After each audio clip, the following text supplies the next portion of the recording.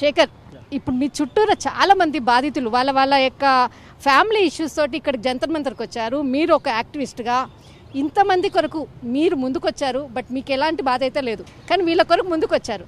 అసలు మీరు వీళ్ళ కొరకు ముందు ఏ విధమైనటువంటి చర్యలు చేయాలనుకుంటున్నారు? సో వీళ్ళందరూ ఇందాక చెప్తున్నారు ఉమెన్స్ కోసం సపరేట్ కమిషన్, ఉమెన్స్ కోసం police station, women protection cell కాదమ్మా. వీళ్ళందరికీ ఉన్న అపోహ అది ఉమెన్ కాదు, wife protection cell, wife commission.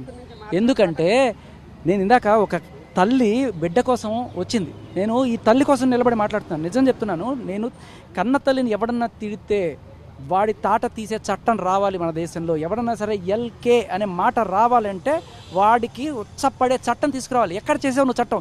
ఎంతసేపు వైఫ్కి, ఉంచుకున్న దానికి, గర్ల్ ఫ్రెండ్స్కి, వీళ్ళకి పనికొస్తుంది చట్టం. ఒక తల్లికి, ఒక వృద్ధురాలకి. ఇప్పుడు ఏ రోజైనా మీరు గమనించారమ్మా ఒక తల్లి నన్ను ఈ కోడలు వేధిస్తోందని చెప్పి కేసు పెట్టగలిగిందమ్మా? ఇప్పుడు వెళ్ళి ఆ కొడుకు కోడలు ఇదైపోతారేమో, డివైడ్ అయిపోతారు, మన వల్ల వాళ్ళకి సమస్య రాకూడదు, వాళ్ళు బాగుంటే చాలు, మనం ఎలా ఉన్నా పెట్టకపోయినా మీరు వెళ్ళి పెట్టినా తీసుకోరు. ఎందుకంటే అది wife police station, women police station కాదు. ఉమెన్ అంటే చెల్లి కూడా, తల్లి కూడా, అక్క కూడా. కానీ వాళ్ళకి రైట్స్ లేవు. ఓన్లీ పెళ్ళానికి మాత్రమే అక్కడ చెల్లుబాటు అవుతుంది. ఎందుకంటే డబ్బులు గుంజడానికి అదే చట్టం.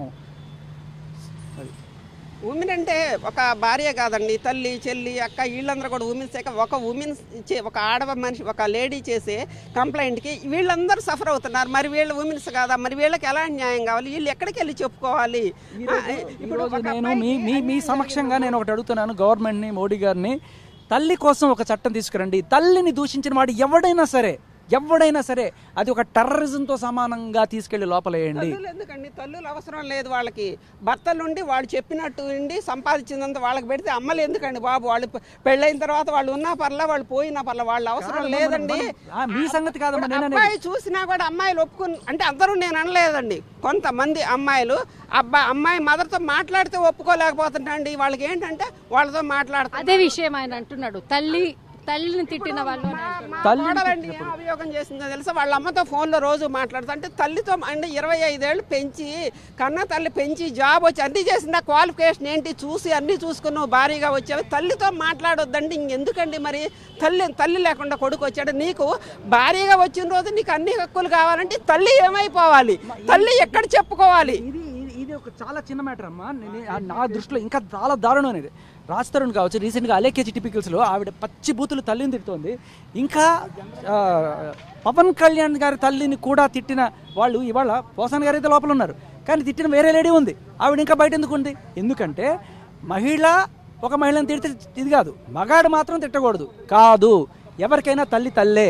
తల్లిని ఎవరు తిట్టినా దయచేసి మోడీ గారు ఈ ఒక్క చట్టం తీసుకురండి. తల్లిని ఎవడు తిట్టినా తీసుకెళ్ళి ముందు వెనక చూడకుండా లోపలేసి వాడికి ఒక శిక్ష పడేట్టు, అమ్మాయి అయినా అబ్బాయి అయినా సరే ఉంటే ఇటువంటి దరిద్రం అనుకుంటుంది. అన్నిటికంటే మంచి భారతీయ నారి అంటే మనకి ఎంత రెస్పెక్ట్. అటువంటి భారతీయ నారి నోట్లో ఇటువంటి పచ్చి బూతులు తల్లిని తిట్టే సంస్కారాన్ని మనం ఎప్పుడైతే ఎటువంటి చట్టాలు చేసుకోకపోతే, లావణ్య పచ్చి బూతులు ఎల్కే అని చెప్పి తిట్టడం, ఇటువంటి తల్లిని తిట్టున్న ఆ సంస్కారం, విష సంస్కృతిని మనం సరైన చట్టాలు లేకపోవడం పెంచి పోషిస్తున్నాం. రోజు రోజుకి ఒక్కొక్కళ్ళు రెచ్చిపోయి తల్లిని తిట్టడం. వీడిని తిట్టరు, తల్లిని తిడతారు. ఇది చాలా డేంజరస్.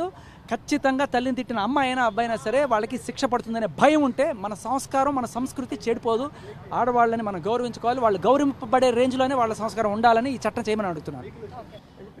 ఇక్కడ జంతర్ మంతర్లో జరిగినటువంటి మన వెనకాల ఎవరైతే వాళ్ళ ఫ్యామిలీస్లో మొత్తం అంతా కూడా బాధలతోటి ఇక్కడికి వచ్చి జంతర్ మంతర్లో కొన్ని వేల మంది కూడా రావడం జరిగింది.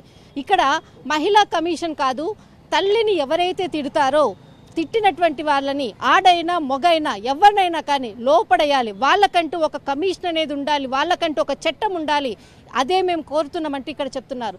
సేవ్ మెన్ అంటే ఇక్కడ మగవాళ్ళు వాళ్ళ యొక్క ఫ్యామిలీస్ తోటి ఏదైతే మ్యారేజ్ అయిన తర్వాత పెట్టేటటువంటి బాధలతోటి వాళ్ళు సూసైడ్ చేసుకుంటున్నటువంటి పరిస్థితులు, అనేక విధాలకు కూడా వాళ్ళు అవమానాలు పడుతున్నారు. ఎవరికి చెప్పుకోలేక వారి యొక్క దారి మరణం అంటూ వాళ్ళు చనిపోతున్నారు. దీనిని ఖచ్చితంగా అడ్డుకోవాలి. ఖచ్చితంగా మగవాళ్ళకు ఒక సేవ్ కమిషన్ అనేది ఖచ్చితంగా ఉండాలి అంటూ జంతర్ మంతర్ సాక్షిగా దాదాపు ఇండియాలో ఉన్నటువంటి 40 పైగా ఉన్నటువంటి ఆర్గనైజేషన్స్కి సంబంధించినటువంటి ఎన్జిఓస్ అందరూ కూడా ఇక్కడికి రావడం జరిగింది.